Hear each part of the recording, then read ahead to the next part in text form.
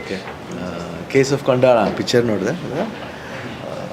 I think ಈ ರೀತಿ ಸಿನಿಮಾಗಳು ಬರಬೇಕು ಅಂತ ಐ ಥಿಂಕ್ ನನಗೆ ಅನಿಸುತ್ತೆ. ಆ್ಯಕ್ಚುಲಾಗಿ ಒಂದು ಹೊಸ ಥರವಾದ ಪ್ರಯತ್ನ. ಯೂಶ್ವಲಿ ನಾವು ಕಮರ್ಷಿಯಲ್ ಫಿಲ್ಮ್ ಮಾಡ್ತೀವಿ, ಆ್ಯಕ್ಷನ್ ಫಿಲ್ಮ್ ಮಾಡ್ತೀವಿ, ಏನಂತೀವಿ ಸೋ ಕಾಲ್ಡ್ ಲವ್ ಸ್ಟೋರೀಸ್ ಮಾಡ್ತೀವಿ, ಇಲ್ಲ ಫ್ಯಾಮಿಲಿ ಎಂಟರ್ಟೈನ್ಮೆಂಟ್ ಮಾಡ್ತೀವಿ. ಬಟ್ ಈ ರೀತಿ ಒಂದು ಸಸ್ಪೆನ್ಸ್ ಥ್ರಿಲ್ಲರ್, ಒಂದು ಎಂಗೇಜಿಂಗ್ ಆಗಿ ಇಡೀ ಸಿನಿಮಾನ ಒಬ್ಬ ಹೀರೋ ಒಬ್ಬ ಹೀರೋಯಿನ್ ಅಲ್ಲದೇ ಎಲ್ಲ ಪಾತ್ರಗಳು ತುಂಬ, ಈವನ್ ಪಾನಿಪುರಿ ಅಂಗಡಿ ಮಾಡ್ತಾರೆ, ಆ ಒಂದು ಮುಸ್ಲಿಂ ಕ್ಯಾರೆಕ್ಟರ್ ಬರುತ್ತೆ, ಆತನ ಕ್ಯಾರೆಕ್ಟ್ರು ಭಾಳ ಅದ್ಭುತವಾಗಿದೆ. ಆಮೇಲೆ ಆ ವಿಲನ್ ಕ್ಯಾರೆಕ್ಟರ್ ಇರ್ಬೋದು, ಆ ವಿಲನ್ ಒಬ್ಬ ಗ್ಯಾಸ್ ಮಾರೋನ್ ಕ್ಯಾರೆಕ್ಟರ್ ಇರ್ಬೋದು.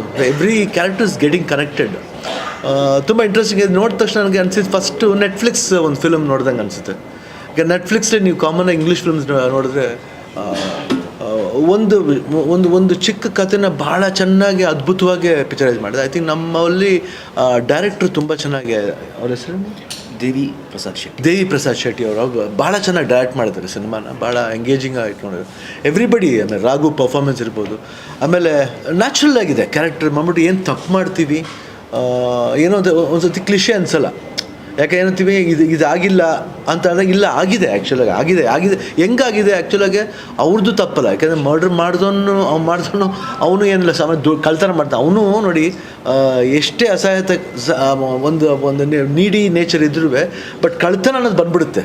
ಆ ಇಂಟದ ಒಂದು ಮನುಷ್ಯನ ನೇಚರೇ ಆ ಥರ. ಅದನ್ನೆಲ್ಲ ಭಾಳ ಅಚ್ಚುಕಟ್ಟಾಗಿ ಕ್ಯಾಪ್ಚರ್ ಮಾಡಿದ್ದಾನೆ. ಆಮೇಲೆ ಯಾವುದೋ ಅವಸರದಲ್ಲಿ ಅವನಿಗೂ ಬೇಕಾಗಿರುತ್ತೆ ದುಡ್ಡು. ಸೊ ಅವ್ನು ಪೊಲೀಸ್ ಆಫೀಸರ್ ಆಗಿದ್ರೂ ಎಲ್ಲ ಒಂದು ಕಡೆ ಹೊಡೆದಾಟದಲ್ಲಿ ಅವನ್ನ ತಳ್ಳೋದು, ಅವ್ನಿಗೆ ಏಟ್ ಬೀಳೋದು. ಐ ಥಿಂಕ್ ಒಂಥರ ವೆರಿ ನ್ಯಾಚುರಲ್ಲಾಗೆ ನಮ್ಮ ಜನ ಕೂತ್ಕೊಂಡು ನೋಡಿದಾಗ ಏನಾಗುತ್ತೆ, ನ್ಯಾಚುರಲ್ ಏನೋ ಪಕ್ಕದಲ್ಲಿ ನಡೀತಾ ಇರ್ತಾರೋ ಅಂತ ಕಾಣಿಸುತ್ತೆ. ಸೊ ಆ ಫೀಲ್ನ ಭಾಳ ಅದ್ಭುತ ತಂದರೆ. ಆಮೇಲೆ ಮ್ಯೂಸಿಕ್ ಡೈರೆಕ್ಟರ್ ಬ್ಯಾಕ್ಗ್ರೌಂಡ್ ಸ್ಕೋರ್ ಅಂತೂ ಭಾಳ ಚೆನ್ನಾಗಿದೆ. ಆಮೇಲೆ ಭಾವನಾ ಅವರು ಚೆನ್ನಾಗಿ ಮಾಡಿದ್ದಾರೆ, ಭಾವನಾ ಮೆನನ್ ಅವರು ಚೆನ್ನಾಗಿ ಮಾಡಿದ್ದಾರೆ, ಭಾಳ ತೂಕವಾಗಿ ಮಾಡಿದ್ದಾರೆ.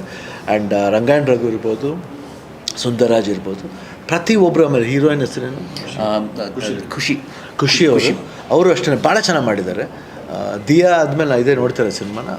I think wonderful film, totally engaging film. ಈ ರೀತಿ ಸಿನಿಮಾಗಳು ಬರಬೇಕು. ಯಾಕಂದರೆ ಹೊಸತನ ಒಂದು ಪ್ರಯೋಗ ಬಂದಾಗ ಏನಾಯ್ತು ಅಂದರೆ ಪ್ರತಿಯೊಬ್ಬರಿಗೂ ಒಂದು different style of a film ಮಾಡೋಕ್ಕೆ ಒಂದು ಅವಕಾಶ ಆಗುತ್ತೆ. ಇವಾಗ ಗೋಸ್ಟ್ ಕೂಡ ಅಷ್ಟೇ it's a very tiny film where ಒಂದು 2 hours 10 minutes ಒಂದು ಥ್ರಿಲ್ಲರ್ನ ಎಲ್ಲೂ ಸಾಂಗ್ಸ್ ಇಲ್ದೇ ಭಾಳ ಅದ್ಭುತವಾಗಿ ಹೇಳೋಂಥ ಸಬ್ಜೆಕ್ಟ್. ಸೊ ಆ ರೀತಿ ಇದರಲ್ಲಿ ಇದು ಒಂದು ಬೇಸಿಕಲಿ ಈ ಕ್ರೈಮ್ ಥ್ರಿಲ್ಲರ್ ಏನು ಮಾಡಿದ್ದಾರೆ ಅವ್ರು ಭಾಳ ಅದ್ಭುತ ಮಾಡಿದ್ದಾರೆ. And I think of late Raghu ತುಂಬಾ ವೆರಿ ಇಂಟ್ರೆಸ್ಟಿಂಗ್ ಫಿಲ್ಮ್ಸ್ ಮಾಡ್ತಾ ಇದ್ದಾರೆ.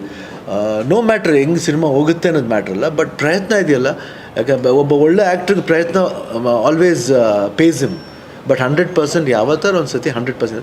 I think this should go very well. I think ಎಲ್ಲ ಅಭಿಮಾನಿ ದೇವ್ರುಗಳು ಕೇಳ್ಕೊಳ್ಳೋದು ಅಷ್ಟೇ, ಈ ರೀತಿ ಸಿನಿಮಾಗಳು ನೋಡಬೇಕು. ಯಾಕಂದರೆ ಹೊಸತನವಾದ ಸಿನಿಮಾ ನೋಡಿದಾಗ ಏನಾಗುತ್ತೆ ಅಂದರೆ ನಮ್ಮ ಬೇರೆ ಲ್ಯಾಂಗ್ವೇಜ್ ಅವ್ರು ನೋಡ್ತಾ ಕನ್ನಡದಲ್ಲಿ ಈ ರೀತಿ ಸಿನಿಮಾಗಳು ಮಾಡ್ತಾರೆ.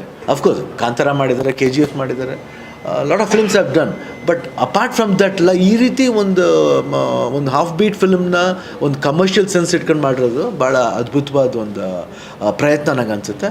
ಐ ಥಿಂಕ್ ಇಡೀ ಟೀಮ್ಗೆ ಭಾಳ all the best and congratulations for that. ಈ ಥರದ್ದು ಅಂದರೆ ಯಾವುದೇ ಒಳ್ಳೆ ಸಿನಿಮಾ ಆಗಿರಲಿ, ಚೆನ್ನಾಗಿ ಹೋಗ್ತಾ ಇರಲಿ, ಅದು ಶಿವಣ್ಣ ಹತ್ರ ಬಂದೇ ಬರುತ್ತಲ್ಲ, ಶಿವಣ್ಣ ಮಾತಾಡತ್ತಲ್ಲ, ಅದೇನು ಋಣ ಅಂತ. ಎಲ್ಲ ಫ್ಯಾಮಿಲಿ ಅಲ್ಲಮ್ಮ, it's more like a family. ಆಮೇಲೆ ಇಂಡಸ್ಟ್ರಿನೇ, we are in the industry. And ಪ್ರತಿಯೊಬ್ಬರು ಒಂದೊಂದು ಸಿನಿಮಾ ಮಾಡಬೇಕಾದ್ರೆ ವಿ ಹ್ಯಾವ್ ಟು. ಆಮೇಲೆ ಇನ್ನೊಂದು ಇವ್ರದ್ದು ಅಷ್ಟೇ,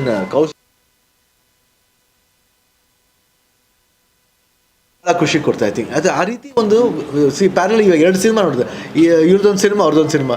parallel 2 cinemas have got different nature.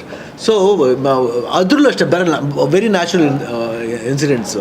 So ಈ ಸಿನಿಮಾದಲ್ಲಿ ನ್ಯಾಚುರಲ್ ಇನ್ಸಿಡೆಂಟ್ ಜೊತೆಲಿ ನೋಡಿದಾಗ ಅದು ನಮಗೆ ಬರೋದಲ್ಲಮ್ಮ, ನಾವು ಪ್ರಯತ್ನ ಮಾಡಬೇಕು ಸಿನಿಮಾ ನೋಡೋಕೆ. ನಮ್ಮದು ತಪ್ಪಿದೆ, ಯಾಕಂದ್ರೆ ನಾವು we avoid sometimes. But we should see this type of films. ನಾವು ಬರೀ ನೆಟ್ಫ್ಲಿಕ್ಸ್ ಅಂತ ನೋಡ್ಕೊಂಡಿರ್ತೀವಿ, ತಪ್ಪೇ ಇದೆ ನಮ್ಮದು. ಬಟ್ ಎಲ್ಲರೂ ಅಷ್ಟೇ, we should come out of that and watch. Of course ನಾ ಬಂದುಬಿಟ್ಟು ಬರೀ I don't get attach to home video only.